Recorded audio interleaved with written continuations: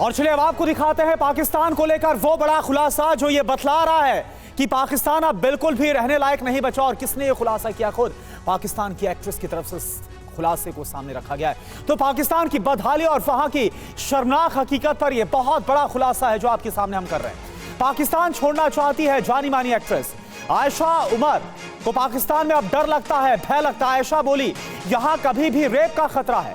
आयशा बोली यहां किडनैपिंग का खतरा है। आयशा उमर ने बयां किए कराची और पाकिस्तान के हालात। तो पाकिस्तानी एक्ट्रेस खुद काफी ज्यादा खौफजदा है वहां पर लगातार खराब होते हालात को लेकर।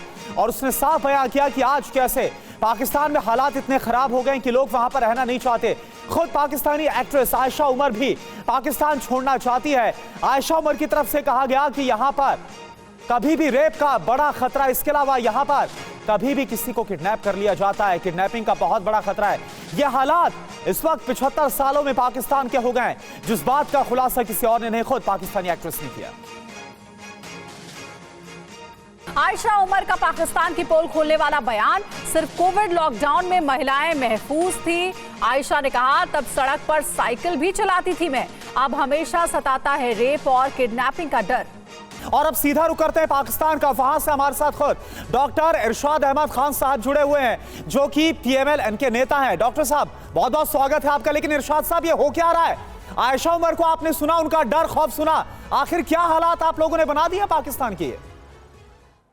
मैं ये कहूंगा कि जब खवातीन अगर जिस तरह की आयशा झूठ बोल रही हैं, कितना प्यारा मुल्क है। देखिए इनको इज्जत पाकिस्तान की वजह से मिली हुई है। जो हैट पहन करके बैठी हैं, कपड़े पहन करके बैठी हैं, मेरे चैनल्स पे अगर इनको इज्जत शोहरत मिली है तो ये पाकिस्तान की वजह से। इरशाद साहब कैसा प्यारा मुल्क है? यहाँ पर किडनैपिंग का उनको डर लगता है, यहाँ पर रेप का उनको खतरा सताता है। कैसा प्यारा? आप सुन लें, पूरी बात सुन लें।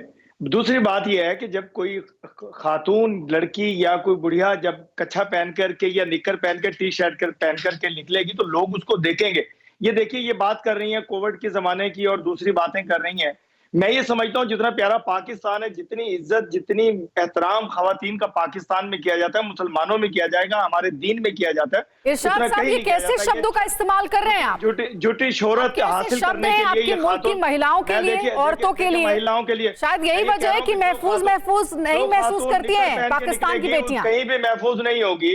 मैं ये कह रहा हूँ कि देखिए ये क्या आप बोल रहे हैं कि छोटे कपड़े पहनने की वजह से उनके बिल्कुल छोटे कपड़े पहनने इज्जत पर खतरा है? ये कैसी बात है? बिल्कुल इज्जत पे खतरा नहीं है। मैं ये कह रहा हूँ कि लोग देखेंगे इज्जत पे। खुदा ना खास्ता हमारे मुल्क में बड़ा एहतराम, बड़ी इज्जत खवातीन की है, माओ बहनों की है। और इस्लाम तो हमें सिखाता, तबलीग यही है हमारी कि माओ बहनों की इज्जत करिए और आंखों को नीची रखिए खवातीन को देख करके। ये खातून सस्ती शोहरत हासिल करने के लिए, टिकटॉक बनाने के लिए ऐसी बात कर रही है। दूसरी बात ये देखिए कि जब ये इतनी शोहरत कहां से मिली, मुझे ये बताइए। मेरे प्यारे पाकिस्तान के चैनल्स की वजह से, मेरे पाकिस्तान की वजह से और इसके पाकिस्तानी होने की वजह से इसको शोहरत मिली। अगर ये किसी और जंगल नहीं, इरशाद साहब आपके मुल्क की जानी मानी सेलिब्रिटी है आयशा, और उनका ये कहना है कि वो अपने मुल्क से प्यार नहीं करती हैं। उनका कहना है कि बेटियों की सुरक्षा को लेकर के वो परेशान है। इस बात की उन्हें चिंता सताती है कि पाकिस्तान की बेटियां सड़क पर घूम नहीं सकती, उन्हें डर लगता है अपनी सुरक्षा का।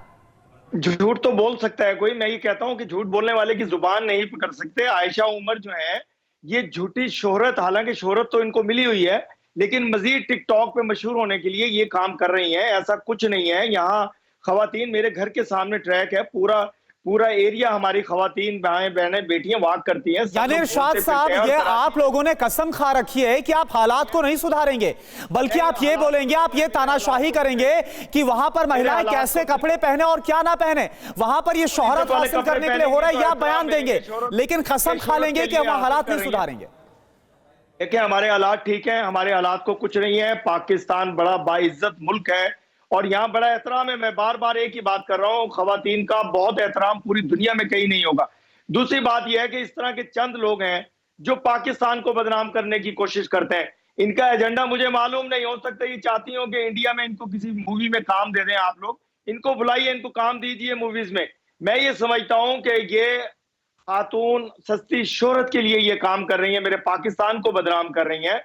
मैं ये समझता हूँ कि पाकिस्तान अल्हम्दुलिल्लाह सेफ साइड पे है और हमारे पाकिस्तान में कोई ऐसा मामला नहीं है जैसा कि इन्होंने टिकटॉक बनाने के लिए किया। और इंशाल्लाह हम दिखाएंगे, हम उभरते हुए सूरज की तरह उभरेंगे। अब अभी मेरे कायद मियां मोहम्मद नवाज शरीफ साहब हुकूमत बनाने जा रहे हैं, मजीद बेहतरी आएगी मेरे मुल्क में। और आप देखेंगे कि आप हाथ बढ़ाएंगे। आप 75 सालों में क्यों डूब गए? दोस्ती का 75 सालों में क्यों डूब गए आप? अगर हम लोग डूबते, ये आयशा उमर टीवी पे जो काम कर रही है डूब चुकी होती, ये पैदा ही ना होती वहां। ये शोहरत किसकी वजह से हासिल की? मैंने यही कहा कि पाकिस्तान से इज्जत है इन खवातीन की, इस खातून की। ये जो चैनल्स पे काम कर रही हैं, इनकी इज्जत इसी पे है कि पाकिस्तान के चैनल पे है ये। अगर ये अफ्रीका के चैनल पे होती, इनको कुछ जान। मैं तो बार बार एक ही सवाल कर रहा हूं। और दूसरी बात यह है कि पाकिस्तान अल्हम्दुलिल्लाह बाइज्जत मुल्क है।